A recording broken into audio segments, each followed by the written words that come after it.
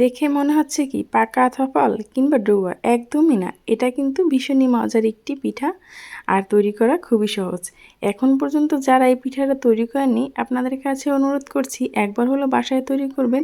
আশা করি আপনাদের কাছে ভালো লাগবে এবং সবাই অনেক প্রশংসা করবে।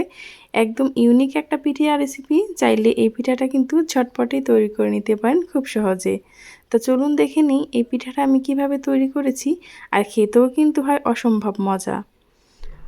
ভালো লাগলে একটি লাইক দিয়ে ভিডিওটা কন্টিনিউ করবেন। তো চলুন দেখে নিই এই পিঠাটা তৈরি করার জন্য আমি এখানে নিয়ে এলাম চালের গুঁড়ো, নারকেল কোড়া, আখের গুড়, সাথে কিশমিশ, আর আমি এখানে একটা নিয়েছি food colour, orange food colour নিয়েছি।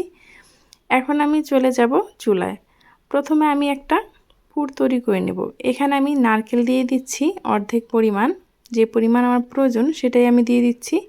আর সাথে দিয়ে দিচ্ছি আমি নারকেল কোড়া। এটাকে আমি ভালোভাবে একটু আশিয়ে নিচ্ছি বা কষিয়ে, যেটাই বল না কেন, এটাকে ভালোভাবে একটা পুর তৈরি করে নেব। এখানে কিন্তু কোনো পানি দেওয়া যাবে না, এমনিতে মিঠা গলে কিন্তু এটা খুব সুন্দরভাবে হয়ে যাবে। এখন আমি যে কিশমিশটা রেখেছিলাম সেটাও একটু দিয়ে দিচ্ছি। এখন ভালোভাবে একটু নেড়েচেড়ে মিশিয়ে নিচ্ছি।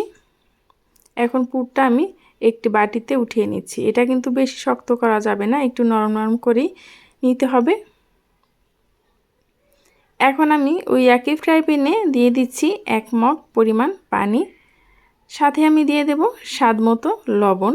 আপনারা যদি পরিমাণে বেশি তৈরি করতে চান তাহলে কিন্তু পানির পরিমাণটা বাড়িয়ে দেবেন এবং চালের গুঁড়ার পরিমাণটাও বাড়িয়ে দেবেন। আমি এখানে দিয়ে দিচ্ছি হাফ কাপের মতো একটু চিনি, যাতে করে খেতে ভীষণই ভালো লাগে। আটার ডোটার ভিতরে একটু মিষ্টি মিষ্টি থাকলে ভালো লাগবে, সেই জন্য। এখন আমি দিয়ে দিচ্ছি চালের গুঁড়াটা। চালের গুঁড়াটাকে দিয়ে আমি ভালোভাবে একটু নেড়েচেড়ে মিশিয়ে ঢাকনা দিয়ে ঢেকে অপেক্ষা করব 3 থেকে 4 মিনিট, যাতে করে খুব সুন্দরভাবে চালটা সেদ্ধ হয়ে যায়। এই চালের গুঁড়াটা যদি ভালোভাবে সেদ্ধ না হয় তাহলে কিন্তু পিঠাটা খুব সুন্দরভাবে হবে না, ফেটে যাওয়ার সম্ভাবনা থাকবে। এই তো 3 থেকে 4 মিনিট পর ঢাকনাটাকে খুলে আবার আমি কিন্তু একটু নেড়েচেড়ে মিশিয়ে নিচ্ছি। এই অবস্থায় কিন্তু চুলার জালটা আমি লো হিটেই রেখেছি। এখন আমি চুলার জালটাকে বন্ধ করে দিয়ে আবারও ঢেকে নেড়েচেড়ে দিয়ে দেব 10 মিনিটের জন্য রেস্টে। আমি কিন্তু ঢাকনা দিয়ে ঢেকে আবারও 10 মিনিট পর ফিরে আসছি। 10 মিনিট পর দেখুন এখনও কিন্তু অনেকটাই গরম আছে, যেহেতু আমি চুলার উপরে রেখেছি। এই অবস্থায় কিন্তু আমি গরম গরম এটাকে ভালোভাবে হাতের সাহায্যে এটাকে ময়ান করে নেব, যাতে করে কোনো রকম দানাদার ভাব না থাকে, সেই জন্য। এই তো দেখতেই পাচ্ছেন আমি এভাবে করে এটাকে খুব ভালোভাবে মথে নিয়েছি, একদম সফট একটা ডো তৈরি করে নিয়েছি। এখন আমি এই ডো থেকে ছোট ছোট লিচি কেটে নেব। এভাবে করে ছোট ছোট সবগুলো লিচি কেটে নিচ্ছি। একটু দেখেই বুঝতে হবে আমি কিভাবে তৈরি করছি, একদম কিন্তু ছোট ছোট তৈরি করছি। এই তো একই প্রসেসে আমি সবগুলো বানিয়ে নিলাম। এখন আমি যে পুরটাকে তৈরি করে রেখেছিলাম সেই পুরটা দিয়ে আমি এখন এই ছোট ছোট বলের ভিতরে অল্প অল্প করে দিয়ে দেব। এখন একটা হাতের সাহায্যে ছোট বাটির মতন তৈরি করে নিচ্ছি, দেখতে পাচ্ছেন। এখন আমি যে পুরটা তৈরি করে রেখেছিলাম সেই পুর থেকে অল্প একটু পরিমাণ নিয়ে আমি এভাবে করে হাত দিয়ে ভালোভাবে চাপ দিয়ে লাগিয়ে একদম গোল বলের মতো করে আবার হাতের সাহায্যে এভাবে করে ঘুরিয়ে ঘুরিয়ে নিচ্ছি। এ তো এভাবে করে আমি কিন্তু সবগুলোই একই প্রসেসে তৈরি করে নিচ্ছি। এটা কিন্তু শক্ত হলে ফেটে যাওয়ার সম্ভাবনা থাকে, সেই জন্য এই ডোটাকে একটু সফট করেই তৈরি করে নেবেন, যাতে করে এই ডোটা ফেটে না যায়। ফেটে গেলে কিন্তু এই পুরটা যখন ভাপে দেবেন তখন কিন্তু গুড়টা গলে বেরিয়ে যাবে। এ তো আমি কিন্তু একইভাবে সবগুলো একদম তৈরি করে নিয়েছি, দেখতেই পাচ্ছেন।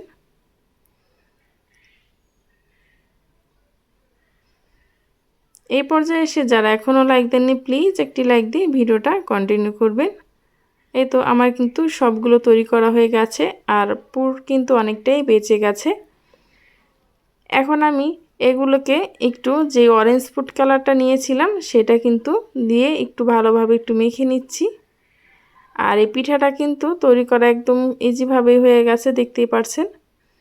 এখন আমি হাতের সাহায্যে এভাবে করে একটু চাপ দিয়ে নিচ্ছি, দেখতেই পাচ্ছেন। 5, 6, 7, 8টা করে যে যেরকম বড় করতে চান সেই অনুপাতে কিন্তু এগুলো আপনারা নিয়ে নেবেন।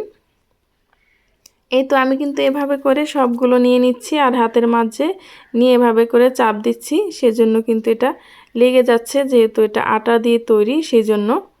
যদি এটা লেগে যেতে না চায় তাহলে কিন্তু হালকা একটু পানি হাতে মেখে তারপর চাপ দিলেই কিন্তু এটা খুব সুন্দরভাবে লেগে যাবে। এই একই প্রসেসে আমি কিন্তু সবগুলো তৈরি করে নিয়েছি। তারপর আবারও আমি হাতের সাহায্যে এভাবে করে কালারটাকে একটু গাঢ় করার জন্য ফুড কালার মেখে 2 হাত দিয়ে এভাবে করে আমি চাপ দিয়ে নিচ্ছি। এই তো এখন আমি একটি কড়াইতে পানি বসিয়ে দিলাম আর দিয়ে দেব একটা স্ট্যান্ড বসিয়ে আমি একটি চালনির সাহায্যে এটাকে ভাপ দিয়ে নেব 5 মিনিটের মতন। 5 মিনিট এটা কিন্তু ভাপ দিয়ে নিলেই এটা পিঠাটা তৈরি হয়ে যাবে। আর দেখতেই পাচ্ছেন কতটা সুন্দর হয়েছে ভাপ দেওয়ার পরে। এখন আমি এটাকে একটু ডেকোরেশন করার জন্য পাতা দিয়ে নিয়ে নিলাম। দেখতেই পাচ্ছেন এখন দেখতে কতটা সুন্দর আর কতটা কালারফুল লাগছে। আর এই পিঠাটা কিন্তু খেতেও হয় অসম্ভব মজা। নতুন অতিথি আপ্যায়নে কিন্তু আপনারা এটা তৈরি করতে পারেন, অথবা গায়ে হলুদে তৈরি করলে এটা কিন্তু একটা বেস্ট পিঠা হবে। এটা এমনিতেই ছোট ছোট আছে, এটা একটা একটা করে ছুটিয়ে কিন্তু আপনি সবাইকে দিতে পারবেন। আর দেখতেও কিন্তু মাশাআল্লাহ অনেক ভালো লাগবে। আর এটার ভেতরটা কীরকম হয়েছে আপনাদেরকে একটু ভেঙে দেখাচ্ছি। এই তো এই পর্যন্ত যারা আমার সাথে ছিলেন তাদেরকে জানাই অসংখ্য ধন্যবাদ। পরবর্তী ভিডিও নিয়ে আসা পর্যন্ত সবাই ভালো থাকবেন, সুস্থ থাকবেন। যারা আমার এই ভিডিওটা ফেসবুক পেজ থেকে দেখছেন, পেজটি ফলো দিয়ে আমার পাশেই থাকতে পারেন। আল্লাহ হাফেজ।